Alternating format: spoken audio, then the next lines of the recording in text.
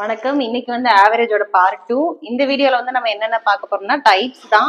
நேத்து ஏஜ் வந்து ரிலேட்டடா ஒரே ஒரு ப்ராப்ளம் போட்டோம். இன்னைக்கு வந்து ஏஜ் ப்ராப்ளம், ஸ்பீட் ப்ராப்ளம், அதுக்கப்புறம் வந்து நம்பர் வந்து ஏதாவது ராங்கா என்டர் பண்ணிட்டாங்க, அதுக்கு ஆவரேஜ் எப்படி கண்டுபிடிக்கிறது, அதுக்கப்புறம் வந்து கிரிக்கெட் இன்னிங்ஸ் வச்சு நம்ம எப்படி வந்து ஆவரேஜ் கால்குலேட் பண்றது, இந்த மாதிரி ஒரு 4 டைப்ஸ் வந்து இன்னைக்கு வீடியோல நம்ம வந்து சால்வ் பண்ணலாம். நாளைக்கு வீடியோல வந்துட்டு நம்ம அதாவது மிக்சர் டைப்ஸ் ஆஃப் கொஸ்டின்ஸ் வந்து சால்வ் பண்ணலாம். இன்னைக்கு வந்து ஏஜ் ப்ராப்ளம் ஃபர்ஸ்ட் பாருங்க. நம்ம நேத்து வீடியோல ஒன்னு சொல்லியிருப்போம், ஆவரேஜ் ஏஜ் வந்து இன்க்ரீஸ் ஆகுது அப்படின்னா வந்துட்டு நியூவா ஆட் ஆகுற மெம்பரோட வந்து நியூ ஆட் ஆகுற மெம்பர் எப்படி கால்குலேட் பண்ணணும்னா ப்ரீவியஸ் ஆவரேஜோட increase in average after new member, அதுக்கு அடுத்து வந்து total members including new member, இதை நீங்க மல்டிப்ளை பண்ணி இதோட பிளஸ் பண்ணீங்கன்னா வந்துட்டு இது உங்களுக்கு கிடைக்கும். அதே மாதிரி வந்து டிக்ரீஸ்க்கு என்ன அப்படிங்கிற அதே தான், இங்க இன்க்ரீஸ்க்கு நீங்க என்ன யூஸ் பண்றீங்களோ அதே ஃபார்முலா தான், ஆனா இந்த இடத்துல வந்து உங்களுக்கு டிக்ரீஸ் மட்டும் சேஞ்ச் ஆகும். இந்த ரெண்டு வந்து ஏஜ் ப்ராப்ளம் பொறுத்த அளவுக்கு கொஞ்சம் உங்களுக்கு ஹிண்டா இருக்கும். இது இல்லாமையும் உங்களுக்கு கொஸ்டின்ஸ் கேட்கலாங்க. இதை ரிலேட்டடா கேட்டாங்கன்னா இதை யூஸ் பண்ணுங்க. அப்படி இல்லைன்னா எப்படி பண்ணலான்றத நம்ம வரப்போற வீடியோல பாக்கலாம்.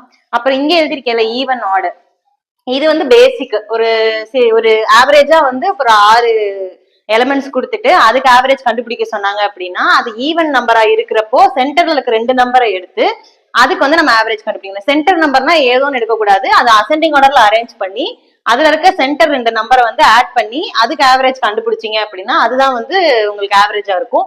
ஆட் நம்பர்ஸ் பொறுத்த அளவுக்கு அந்த பிரச்சனை கிடையாது. அசெண்டிங் ஆர்டர்ல ஆர்டர் பண்றப்ப சென்டரா என்ன டேர்ம் இருக்கோ அதை வந்து நீங்க எடுத்துக்கலாம். இப்ப இங்க 1 2 3 4 5 இருக்குன்னா சென்டர் டேர்ம் தான் உங்களுக்கு வந்துட்டு ஆவரேஜா இருக்கும் அப்படிங்கிறது வந்து ஆட் சீரிஸ்க்கு. அதே ஈவனா இருக்கிறப்ப இங்க 6 வந்தப்ப இந்த சென்டர்ல இருக்க 2 நம்பரையும் ஆட் பண்ணி அந்த 2னா டோட்டல் நம்பர் 2, அப்ப அதால டிவைட் பண்ணி நீங்க சால்வ் பண்ற மாதிரி இருக்கும். இது வந்துட்டு ஒரு பேசிக் திங். நெக்ஸ்ட் வந்து இன்னைக்கு ஆவரேஜ் ஏஜ் ப்ராப்ளமோட ஒரு ரிலேட்டட் ப்ராப்ளம் பார்த்துட்டு ஒவ்வொரு இதுக்குமே ஒரு ப்ராப்ளம் பார்க்கலாம். இப்போ இங்க ஏஜ் ப்ராப்ளம்னா அது எப்படின்னு எக்ஸ்பிளைன் பண்ணிட்டு அதுக்கு ஒரு ப்ராப்ளம் போட்டிருக்கேன். அதே மாதிரி நெக்ஸ்ட் வந்து நீங்க ராங்கா என்ட்ரி பண்ணிருக்கீங்க அப்படின்னா அந்த இதுக்கு ஒரு ட்ரிக்ஸ் மாதிரி ஏதாவது கொடுத்துட்டு அதுக்கப்புறம் அதோட ப்ராப்ளம் வந்து சால்வ் பண்ணலாம். இப்போ ஃபர்ஸ்ட் இங்க என்ன கொடுத்துருக்காங்கன்னா, if the average age of the family of 5 member was 16 years 2 years ago, 2 வருஷத்துக்கு முன்னாடி ஆவரேஜ் ஏஜ் வந்துட்டு 5 பேருக்கு 16ன்னு சொல்லியிருக்காங்க. நெக்ஸ்ட் என்ன சொல்லிருக்காங்கன்னா, ஒரு குழந்தை பிறகுது after baby born, the average age of the family வந்து அப்படியே இருக்கு டுடே, இன்னைக்கு அப்படியே இருக்கு, find the present age of the baby. அதாவது 2 வருஷத்துக்கு முன்னாடி 16ங்கிறது ஆவரேஜ் ஏஜா இருந்திருக்கு 5 பேருக்கு, 6வது ஒரு குழந்தை ஆட் ஆகுது, அப்பயும் வந்துட்டு ஆவரேஜ் ஏஜ் வந்து அப்படியே இருக்கு. அப்ப வந்து அந்த குழந்தையோட ஏஜ் என்னன்றதை கண்டுபிடிங்க அப்படின்னு சொல்லி அவங்க கொடுத்துருக்காங்க.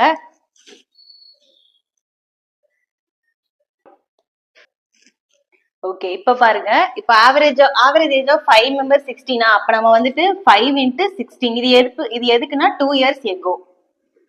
நம்ம ஆனா பிரசன்ட்ல தானே கேக்குறாங்க, present age of the baby தான் கேக்குறாங்க. நம்ம வந்து ஃபர்ஸ்ட் தெரிஞ்சதை வச்சு நம்ம முதல்ல கண்டுபிடிச்சுக்கலாம். 30 80, அப்ப வந்துட்டு டோட்டலா வந்துட்டு எனக்கு சம் ஆஃப் த குவாலிட்டிஸ் வந்துட்டு 18 கிடைக்கும். அதாவது ஆவரேஜ் எனக்கு 16 தெரியும், டோட்டல் வந்து 5 பேர்னு தெரியும். எனக்கு இங்க இருக்குல்ல சம் ஆஃப் த குவாலிட்டிஸ் நம்ம எழுதுவோம்ல ஃபார்முலால, அதுதான் எனக்கு தெரியல. அப்ப டோட்டல் ஏஜ் வந்து எனக்கு வந்து இப்ப 80 இருக்கு 2 இயர்ஸ் எகோ. இப்ப நான் என்ன பண்ண போறேன்னா ஆஃப்டர் 2 இயர்ஸ் தான் கால்குலேட் பண்ண போறேன். இப்ப ஆஃப்டர் 2 இயர்ஸ்ங்கிறப்போ ஒரு பேபி ஆட் ஆயிருக்கு, ஆனா எனக்கு ஆவரேஜ்ல எனக்கு எந்த மாற்றமும் இல்ல. அப்ப இந்த ஏங்கிற ஆவரேஜ் இடத்துல எனக்கு எந்த சேஞ்சஸும் கிடையாது. அதே மாதிரி கீழே வந்து எனக்கு 5 + 1 வந்துருமா, 5 வந்து ஆல்ரெடி இருந்த மெம்பரு, 1ங்கிறது அந்த குழந்தை ஆட் ஆயிருக்கிறது. இப்ப நம்ம என்ன பண்ணணும்னா ஆஃப்டர் 2 இயர்ஸ் கொடுத்துருக்காங்களா, அப்ப நான் என்ன பண்ணணும், ஏற்கனவே வந்துட்டு 5 பேருக்கு இந்த 18ன்றது டோட்டல் ஏஜா இருக்கு, இதோட வந்து எனக்கு வந்து 2 இயர்ஸ் வந்து இன்க்ரீஸ் ஆகுது. அப்ப எல்லாருக்குமே 2 வயசு இன்க்ரீஸ் ஆகுமா, அதனால 2 into 5 வந்து நான் ஆட் பண்ணிக்கிறேன். 5 பேர் இருக்காங்க, 5 பேர் வந்து 2 வருஷத்துக்கு அப்புறம் வந்து 2 வயசு எல்லாருக்குமே இன்க்ரீஸ் ஆயிருக்கும். அப்போ வந்து உங்களுக்கு இதோட வந்து நீங்க ஆட் பண்ற மாதிரி இருக்கும். 2 into 5, 2 வந்து அந்த 2 இயர்ஸ் மென்ஷன் பண்ணுது, அந்த 5ங்கிறது டோட்டல் ஃபேமிலி மெம்பர்ஸோட இதை வந்துட்டு நம்ம எழுதிக்கிறோம். இப்ப இது கூட நம்ம வந்து அந்த பேபியோட அந்த டோட்டலையும் ஆட் பண்ணணும். பேபியோட தான் நம்ம கண்டுபிடிக்கிறோம், அது நமக்கு தெரியல அப்படிங்கறதுனால நம்ம எக்ஸ்ன்னு வச்சுக்கிறோம். 80ங்கிறது டோட்டல் ஏஜ் பிஃபோர் 2 இயர்ஸ். இப்ப ஆஃப்டர் 2 இயர்ஸ்க்கு நம்ம கால்குலேட் பண்றதுனால அதோட நம்ம 2 into 5 வந்து மல்டிப்ளை பண்ணி ஆட் பண்ணிக்கிறோம்.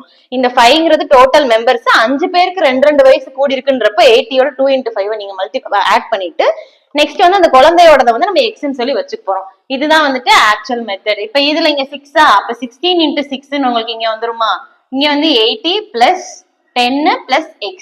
இது ரெண்டே மல்டிப்ளை பண்ணீங்கன்னா 96. 96 equal to 90 plus x. அப்ப x ஓட வேல்யூ எனக்கு வேணும்னா 90 இந்த சைடு போறப்ப மைனஸ் ஆயிரும். 96 minus 90 வந்து உங்களுக்கு 6 years. 6 years வந்து ஆப்ஷன் ஏ. ஆப்ஷன் ஏ தான் வந்துட்டு கரெக்ட். ஓகே, நெக்ஸ்ட் வந்து அதே ஏஜ் ப்ராப்ளம்ல வந்து இன்னொரு கேட்டகரி, ஒரு பர்சனோட ஏஜ் வந்து ரீப்ளேஸ்ட் பை அனதர் பர்சன். அந்த மாதிரி இப்ப ரீப்ளேஸ் நம்ம இப்ப பார்த்தது வந்து எக்ஸ்ட்ராவா ஒரு ஆள் ஆட் ஆனாங்கன்னா என்ன ஃபார்முலா யூஸ் பண்றதுன்னு பார்த்தோம். இங்க வந்து ரீப்ளேஸ்டு அதே மாதிரி இப்போ அதுல ரெண்டு கேஸ் இருக்கு. ஆவரேஜ் ஏஜ் வந்து இன்க்ரீஸ் ஆனா எப்படி, டிக்ரீஸ் ஆனா எப்படி. இன்க்ரீஸ்ல ஆட் பண்ற மாதிரி இருக்கும், டிக்ரீஸ்ல வந்து சப்ராக்ட் பண்ற மாதிரி இருக்கும். இஃப் த ஆவரேஜ் ஏஜ் வந்து இன்க்ரீஸ் ஆகுது அப்படின்னா வந்து நியூ மெம்பரோட ஏஜ் எப்படி இருக்கும்னா அந்த செப்பரேட்டான மெம்பரோட நம்ம எதை ஆட் பண்ணணும், increase in average after new member added into total number including the new member. இதே ஃபார்முலா தான் இங்கேயும். இன்க்ரீஸ்க்கு பதிலாக டிக்ரீஸ், இங்க பிளஸ்க்கு பதிலாக மைனஸ். ஓகேவா, இது வந்துட்டு ரீப்ளேஸ்க்கு வந்து இந்த ஃபார்முலா யூஸ் பண்ணிக்கோங்க. பேசிக் ப்ராப்ளம் கேட்டாங்கன்னா இதை யூஸ் பண்ணலாம். அதை தவிர்த்து வேற என்னென்னலாம் கேட்கறாங்களோ அதை வந்து நீங்க இதை பேஸ் பண்ணி நீங்க கொஞ்சம் யோசிச்சு சால்வ் பண்ற மாதிரி இருக்கும். அதுக்கு வந்து ப்ராக்டிஸ் நிறைய பண்ணணும். அதை நம்ம வந்து நெக்ஸ்ட் வீடியோல வந்து கண்டினியூஸா எல்லா ப்ராப்ளமும் மிக்சட் ப்ராப்ளமா சால்வ் பண்ணலாம் ஆவரேஜ்ல. இப்போ வந்து டைப்ஸ். ஃபர்ஸ்ட் டைப் வந்து ஏஜ் ப்ராப்ளம். ஏஜ் ப்ராப்ளம்ல வந்து இன்க்ரீஸ் ஆகுது, டிக்ரீஸ் ஆகுது அந்த டயத்துல அப்போ அந்த நியூவா என்டர் ஆகிறவங்களோட ஏஜ் என்னன்றது ஒரு கேட்டகரி. இன்னொரு கேட்டகரி வந்து ரீப்ளேஸ்மெண்ட், அது வந்து இந்த கேட்டகரி. ஓகேவா, இப்ப டைப் 2 பாருங்க. டைப் 2ல என்னன்னா ஒரு என்ட்ரி வந்து ராங்கா என்ட்ரி பண்ணிட்டாங்க அப்படின்னா வந்து என்ன பண்றது அப்படின்னு சொல்லி அது ஒரு டைப். ஸோ இந்ததுக்கு வந்து நம்ம சால்வ் பண்றதே ஈஸியா தான் இருக்கும். அதனால அதுக்கு ட்ரிக்ஸ் எதுவும் பெருசா தேவையில்லை. இப்ப ஜான்ஸ் மார்க் வந்து என்ன சொல்லிருக்காங்கன்னா என்டர் பண்ணிருக்காங்க ஆஸ் 83 இன்ஸ்டெட் ஆஃப் 63. 63க்கு பதிலா 83 மாத்தி என்ட்ரி பண்ணிட்டாங்க. ஆவரேஜ் மார்க் வந்து calculated for the whole class வந்து இன்க்ரீஸ்டு பை ஹாஃப். என்ன சொல்றாங்கன்னா ஒருவேளை அந்த ஆவரேஜ் மார்க் வந்து கால்குலேட் பண்ண ஹோல் கிளாஸ்க்கு வந்து ஹாஃப் ஆல இன்க்ரீஸ் ஆகுதுன்னா then find the number of students இந்த கிளாஸ். எதுவுமே என்ட்ரியே கொடுக்கல, எனக்கு வந்து ஆவரேஜும் கொடுக்கல, எனக்கு கீழே வந்து ஸ்டூடெண்ட் ஸ்ட்ரென்த்தும் எனக்கு எவ்வளோன்னு கொடுக்கல, அது போக வந்து எனக்கு சம் ஆஃப் த குவான்டிட்டிஸும் எவ்வளோன்னு கொடுக்கல. எனக்கு என்ன சொல்லியிருக்காங்க 83ங்கிறது வந்து தப்பா என்ட்ரி பண்ணிட்டாங்க 63க்கு பதிலா. ஆனா ஆவரேஜ் வந்து எனக்கு இந்த மாதிரி பண்றப்போ ஒருவேளை ஆவரேஜ் வந்து கால்குலேட் பண்றப்போ அந்த ஹோல் கிளாஸ்க்கு வந்து ஹாஃப் ஆல இன்க்ரீஸ் ஆகுது அப்படின்னா அந்த ஸ்டூடெண்ட்ஸோட ஸ்ட்ரென்த் என்னவா இருக்குன்றது வந்து உங்களை கண்டுபிடிக்க சொல்றாங்க. ஓகேவா,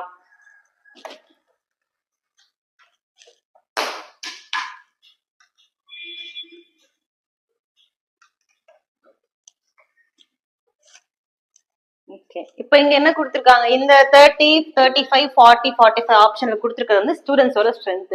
நமக்கு என்ன தெரியும்னா கரெக்ட் என்ட்ரி மார்க் வந்து 63, ராங் ஆனது வந்து 83. நமக்கு என்ன சொல்லியிருக்காங்க ஆவரேஜ் வந்து இன்க்ரீஸ் ஆகுதுன்னு சொல்லியிருக்காங்க. அப்ப ஆவரேஜ்ங்கிறத நீங்க எதை வச்சு கால்குலேட் பண்ணுவீங்க, ஸ்டூடெண்ட்ஸோட மார்க் வந்து மேல ஆட் பண்ணிருப்பீங்க, கீழே வந்து ஸ்ட்ரென்த் ஆஃப் ஸ்டூடெண்ட்ஸ் வச்சு நீங்க கால்குலேட் பண்ணிருப்பீங்க. அப்ப அந்த இடத்துல வந்து உங்களுக்கு ஹாஃப் இன்க்ரீஸ் ஆகுது அப்படிங்கிறப்போ உங்களுக்கு கண்டிப்பா வந்து இதுலயுமே இன்க்ரீஸ் ஆகும். அதாவது நம்ம எக்ஸ்ங்கிறத வந்து இப்ப நான் ஸ்டூடெண்ட்ஸோட ஸ்ட்ரென்த்தா வச்சுக்கிறேன்னா எனக்கு எக்ஸ்லயுமே 1/2 வந்து இன்க்ரீஸ் ஆகும், அதாவது ஹாஃப். ஓகேவா, நமக்கு இப்ப ஆவரேஜ் அந்த ஃபார்முலால இருக்கிற சம் ஆஃப் குவான்டிட்டிஸ் அந்த எண்ணு இத பத்தி எதுவுமே நமக்கு தெரியாது. அவங்க வந்து என்ன கொடுத்துருக்காங்க, நான் தப்பா என்ட்ரி பண்ணிருக்கேன், எனக்கு வந்து கரெக்டா வந்து நீங்க ஸ்ட்ரென்த்தை மட்டும் சொல்லுங்க அப்படின்னு சொல்லி கொடுத்துருக்காங்க. இப்போ நான் என்ன சொல்றேன்னா எக்ஸ்ங்கிறது தான் ஸ்ட்ரென்த். எக்ஸ் வந்து ஒரு வேலை ஸ்ட்ரென்த்தா இருந்துச்சுன்னா கண்டிப்பா அதுல ஹாஃப் வந்து நம்ம மல்டிப்ளை பண்ற மாதிரி இருக்கும். நம்ம லாஸ்ட் ப்ராப்ளம்ல பார்த்தோம்ல 2 இயர்ஸ்க்கு அப்புறம் வந்துட்டு நம்ம அந்த 80யோட வந்து 2 into 5 மல்டிப்ளை பண்ணிருப்போம். எதுக்காக பண்ணிருப்போம், 2 வருஷம் கழிச்சு அவங்க எல்லாத்துக்குமே அந்த 2 இயர்ஸ் வந்து ஆட் ஆகுங்கிறப்ப மல்டிப்ளை பண்ணிருப்போம். அதே கேஸ் தான் இங்கேயும். எக்ஸ்ங்கிற ஸ்ட்ரென்த்தோட நான் ஹாஃப் வந்து மல்டிப்ளை பண்ணுவேன். அப்ப இதுதான் வந்து எனக்கு வந்து அந்த சம் ஆஃப் த குவான்டிட்டிஸ் தான் இருக்கும். இப்ப இதன் கூட வந்து நான் என்ன பண்ணுவேன் அப்படின்னா தப்பான என்ட்ரியை வந்து ஆட் பண்ண போறேன். தப்பான என்ட்ரியை ஃபர்ஸ்ட் எழுதிக்கோங்க. சாரி, கரெக்டான என்ட்ரியை எழுதிட்டு அதுல இருந்து தப்பான என்ட்ரி வந்து நான் சப்ராக்ட் பண்ணி விடுவேன். நார்மலா நம்ம வந்து மீன் மீடியன் மோட் வந்து ஸ்கூல் டேஸ்ல படிச்சிருப்போம். அப்ப வந்து இப்படிதான் சால்வ் பண்ணிருப்போம். ஒரு டோட்டல் இருக்கு, இப்ப 450ங்கிறது ஒரு கிளாஸோட டோட்டல். இதுல வந்து ஒருத்தனோட மார்க் வந்து 99 வந்து நான் 96 மாத்தி என்ட்ரி பண்ணிட்டேன் அப்படின்னா நான் வந்து என்ன பண்ணுவேன்னா தப்பானதை கரெக்டானதை வந்து 99 எழுதி தப்பானதை வந்து கழிச்சு விட்டுருவேன். அதாவது இந்த 450யோட கரெக்டான 99 ஆட் பண்ணி தப்பான 96 வந்து நான் கழிச்சு விடுவேன். அதே கான்செப்ட் தான் இங்கேயும். சோ அப்ப நான் வந்து எக்ஸ்ங்கிறது என்னுடைய ஸ்ட்ரென்த்தோட நான் ஹாஃப் ஏன் மல்டிப்ளை பண்ணிருக்கேன், ஏன்னா ஆவரேஜே இன்க்ரீஸ் ஆகுதுன்றப்ப கண்டிப்பா வந்துட்டு உங்களுக்கு அந்த சம் ஆஃப் த குவான்டிட்டிஸும் இன்க்ரீஸ் ஆகும். ஸோ இன்ட்டு ஹாஃப் பிளஸ் இங்க 63 வந்து கரெக்டான மார்க், 83 வந்து ராங் மார்க். இதை நான் ஆட் பண்ணிட்டு இதை நான் சப்ராக்ட் பண்ணி விடுறேன். ஸோ அப்ப எனக்கு வந்து என்ன கிடைக்கும், -20 கிடைக்குமா. அப்ப இந்த x into 1/2 x/2 plus -20 equal to 0. So அப்ப 0 இந்த சைடு வந்து போறப்ப x/2 வந்து வேல்யூ வந்துட்டு +20 மாறிடும். அப்ப x ஓட வேல்யூ வந்துட்டு 40. அப்ப 40 தான் வந்து என்னுடைய ஆப்ஷன். ஓகேவா? இங்க என்ன கேட்டிருக்காங்களோ அதை மட்டும் சால்வ் பண்ணா போதும். நம்ம இந்த ஆவரேஜ் இதெல்லாம் உட்காந்து கால்குலேட் பண்ணணும்னு தேவையில்லை. ஓகேவா? இப்போ செகண்ட் ப்ராப்ளம் அதே ஏஜ் அதே நம்ம லாஸ்ட் ப்ராப்ளம் பார்த்தோம்ல ராங் என்ட்ரி, அதே மாதிரி இது ஒரு மாடல். ஸோ என்ன கொடுத்துருக்காங்கன்னா மீன் ஆஃப் 40 அப்சர்வேஷன் வாஸ் 46. மீன்னாலும் ஆவரேஜ்னாலும் ஒன் தான் ஃபர்ஸ்ட் வீடியோல பார்த்துருப்போம். ஸோ வந்து மீன் வந்து 40 அப்சர்வேஷனோட மீன் வந்து 46ன்னு கொடுத்துருக்காங்க. அப்போ வந்து கன்ஃபியூஸ் ஆகிடக்கூடாது. மீனோட வேல்யூ தான் வந்து 46. அப்சர்வேஷன் 40ங்கிறது வந்து எனக்கு என்ன அப்படின்னா வந்துட்டு டோட்டல். அப்ப டோட்டல் வந்து எனக்கு வந்து 40 இருக்காங்க, அப்சர்வேஷன் வந்து 46, மீன் வந்து 46. Later on it was found that an observation 38 was wrongly taken as 33. இப்போ எனக்கு வந்து 38 வந்து மாத்தி எடுத்துட்டாங்க instead of 33. ஓகேயா? ஓகே, சாரி 38 ராங்லி டேக்கன் 33, 38 தான் வந்துட்டு கரெக்ட். இதுதான் வந்துட்டு நமக்கு ராங். எனக்கு கரெக்டட் வேல்யூ ஆஃப் மீன் என்ன அப்படின்றத கண்டுபிடிங்க அப்படின்னு சொல்றாங்க. இப்போ ஃபர்ஸ்ட் எனக்கு என்ன தெரியும்னா ஆவரேஜ் ஃபார்முலா படி ஆவரேஜ் ஆர் மீன் ஏதோ ஒன்று, இதோட ஃபார்முலா படி இங்க மேல வந்துட்டு சம் ஆஃப் அப்சர்வேஷன், கீழே வந்துட்டு டோட்டல். ஸோ வந்து எனக்கு இந்த சம் ஆஃப் அப்சர்வேஷன் தெரியாது. அப்ப சம் ஆஃப் அப்சர்வேஷன் தான் எனக்கு வேணும்.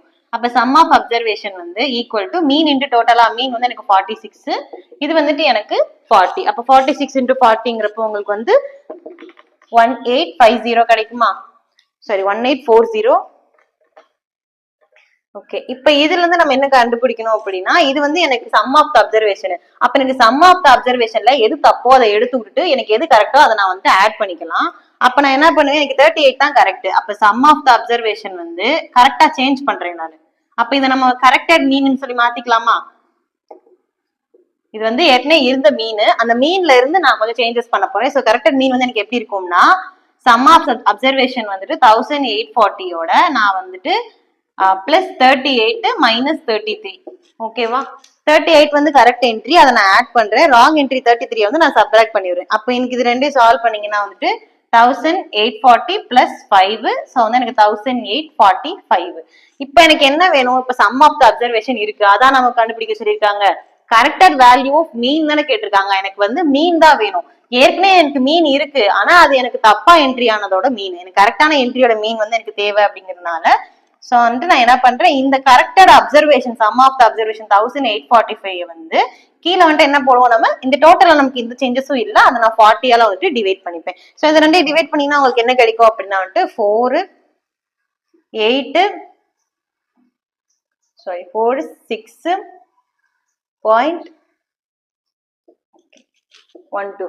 சோ எனக்கு மெயின் வேல்யூ வந்துட்டு ஆப்ஷன் சி 46.125 இதுதான் கிடைக்கும். இதுதான் வந்துட்டு இந்த ராங் அப்சர்வேஷன் இதோட ஆன்சர். இதுக்கு அடுத்து நம்ம இன்னொரு மாடல் பார்க்கலாம். அடுத்து வந்து ஆவரேஜ் ஸ்பீடு. ஆவரேஜ் ஸ்பீடு வந்துட்டு நமக்கு ஃபார்முலா எப்படி இருக்கும்னா 2 into S1 S2 divided by S1 plus S2. இங்க வந்து S1 S2ங்கிறது வந்து ஸ்பீடை மென்ஷன் பண்ணும். இப்போ ஒரு பர்சன் கொடுத்துருக்காங்களா, ஒரு person covers distance of 60 kilometre from, இங்க டிஸ்டன்ஸ் தான் 60 கிலோமீட்டர். பீல இருந்து கியூக்கு போறதுக்கு வந்துட்டு ஸ்பீட் எவ்வளவு எடுத்துக்கிறாங்கன்னா 20 km/h. அதே பர்சன் வந்து ரிட்டர்ன் ஆகுறதுக்கு வந்து ஃப்ரம் Q to P வந்து அதே 30 km/h. டிஸ்டன்ஸ் வந்து சேமா தான் இருக்கு, ரெண்டு ஸ்பீட் வந்து சேஞ்ச் ஆகுது. இதுல ஆவரேஜ் ஸ்பீட் என்னன்னு சொல்லி கேட்டிருக்காங்க. டிஸ்டன்ஸ் பத்தி எதுவுமே பேசல. சோ வந்து நீ ஸ்பீடு மட்டும் நீங்க எடுத்து கால்குலேட் பண்ணா போதும். சோ 2 into இந்த S1 வந்து இங்க 20, அதே மாதிரி S2 வந்து இங்க 30. S1 plus S2ங்கிறது 20 plus 30. அப்போ வந்து உங்களுக்கு மேல வந்து 6 120 கீழே டிவைட் பை 15 கிடைக்குமா? கேன்சல் பண்ணீங்க அப்படின்னா வந்துட்டு 10 24 ஓகே 20. ஸோ 24 உங்களுக்கு கிடைக்கும். 24 km/h. ஆப்ஷன் பி தான் வந்து உங்களுக்கு கரெக்டான ஆன்சர். நெக்ஸ்ட் வந்து இது வந்து நார்மலா எப்பயும் கேட்கிற ப்ராப்ளம். இது போக டிஃப்ரெண்டா எப்படி கேட்பாங்க அப்படின்னா இந்த ப்ராப்ளம் பாருங்க. இதுல வந்து an express train run at an average speed of 27 km/h.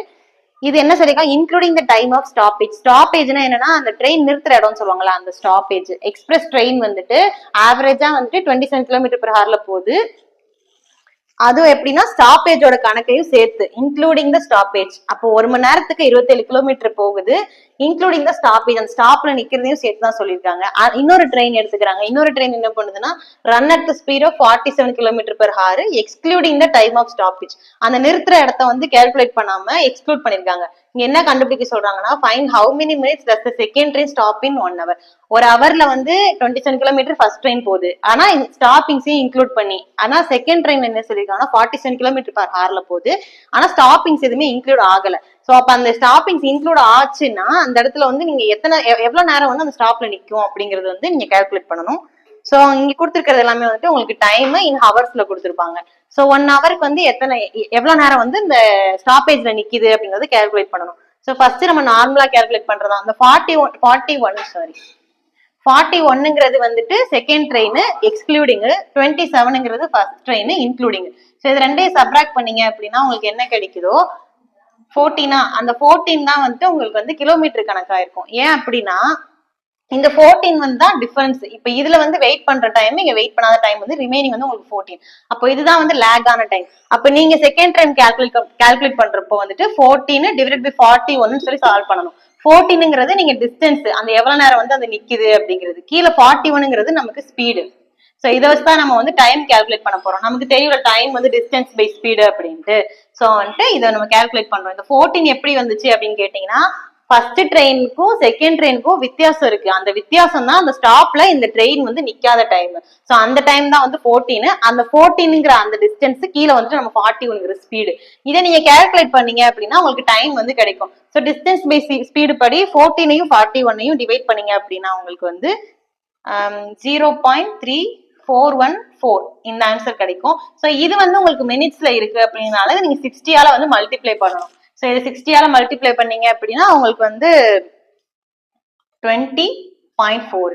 So உங்களுக்கு ஆப்ஷன் ஏ தான் வந்து கரெக்ட். 20.4 தான் இதோட ஆப்ஷனா இருக்கும். நல்லா நோட் பண்ணிக்கோங்க. ஃபர்ஸ்ட் ட்ரெயின் வந்து ஸ்டாப்பிங்ல நின்னுட்டு அதோட ஸ்பீடையும் சேர்த்து போட்டிருக்காங்க. செகண்ட் டைம் வந்துட்டு ரொம்ப வேகமா போகுது, ஸ்டாப்ல வந்து நிக்கிறத வந்து கால்குலேட் பண்ணாம, அதாவது எக்ஸ்க்ளூட் பண்ணி போட்டிருக்காங்க. அதனாலதான் வந்துட்டு நீங்க வந்து எது வந்து நீங்க விட்டுருக்காங்களோ அதை கால்குலேட் பண்ண சொல்லியிருக்காங்க. இப்போ இங்க வந்து 27 கிலோமீட்டர் பெர் ஹவர், இது வந்து 41. ரெண்டுமே ஒரே இடத்துல தான் கிடையாது, ஒரே ஜங்ஷனுக்கு தான் போகுது. ஆனா எனக்கு இங்க வந்து ஸ்டாப்பிங் இன்க்ளூட் ஆயிருக்கு, இங்க ஸ்டாப்பிங் வந்து இன்க்ளூட் ஆகல. இன்க்ளூட் ஆகாத ஸ்டாப்பிங் டைம் எவ்வளவு நேரம் கேட்டிருக்காங்க.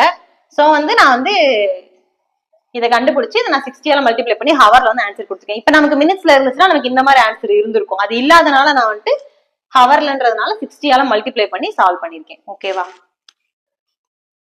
ஓகே, இதுதான் வந்து லாஸ்ட் டைப். இது வந்து டைப் 4. பேட்மேன் வந்து makes a score of 80 runs in 16th inning and increase average by 3. What's the average after 16th inning? So இங்க வந்து 15th inning.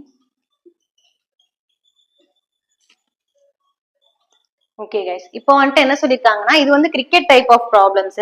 இந்த மாதிரி ப்ராப்ளம்ஸ்ல வந்து உங்களுக்கு ஆவரேஜ் எப்படி இருக்கும் அப்படின்னு பாத்தீங்கன்னா சம் ஆஃப் த ஸ்கோர்ஸ் கீழே வந்து இன்னிங்ஸ்ங்கிறது அது எத்தனை பால்ன்ற கணக்கு. சம் ஆஃப் த ஸ்கோர்ஸ் வந்து அவங்க அந்த பாலுக்கு அவங்க செக்யூர் பண்ணிருக்கிற அந்த டோட்டல்.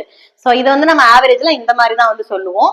இப்ப இங்க என்ன கொடுத்துருக்காங்க அப்படின்னா பேட்மேன் வந்து 80 ரன்ஸ் வந்து 16th இன்னிங்ஸ்ல எடுக்கிறாங்க.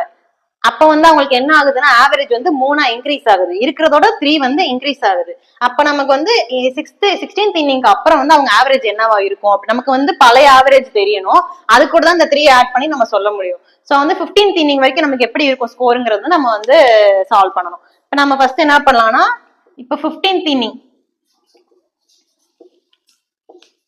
அப்ப ஆஃப்டர் 15th இன்னிங் வந்துட்டு உங்களுக்கு ஆவரேஜ் எப்படி இருந்திருக்கும்னா 15 into a minus 3 இருக்குமா.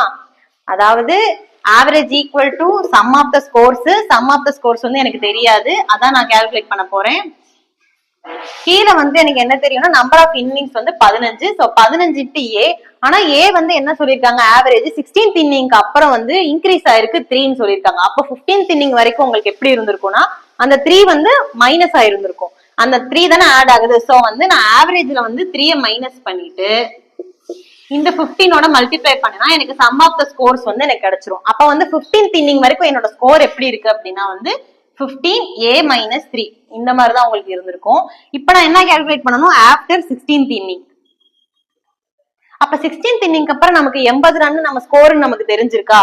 சோ வந்து 80 அப்படியே வச்சுக்கலாம். நமக்கு இது வந்து 15th இன்னிங் வரைக்கும். அப்ப 15a minus 3 A மைனஸ் 3ங்கிறது என்னோட பழைய ஸ்கோர். 16th இன்னிங்ல எனக்கு 80ங்கிறது ஆட் ஆகுது. ஸோ வந்து நான் 80 ஆட் பண்ணுவேன். இதுதான் வந்து ஸ்கோரு. நம்ம சம் ஆஃப் த ஸ்கோர்ஸ் போட்டிருக்கோம்ல, அந்த சம் ஆஃப் த ஸ்கோர்ஸ் இதுதான். 15th இன்னிங் வரைக்கும் 15 into A minus 3. அடுத்து நமக்கு வந்து 80ங்கிறது ஆட் ஆகுது.